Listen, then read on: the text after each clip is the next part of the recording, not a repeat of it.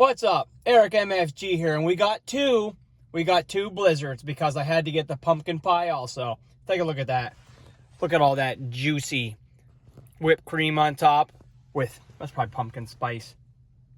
It's melting. Looks pretty good. Let's eat it up. There's bits of pumpkin pie on the bottom.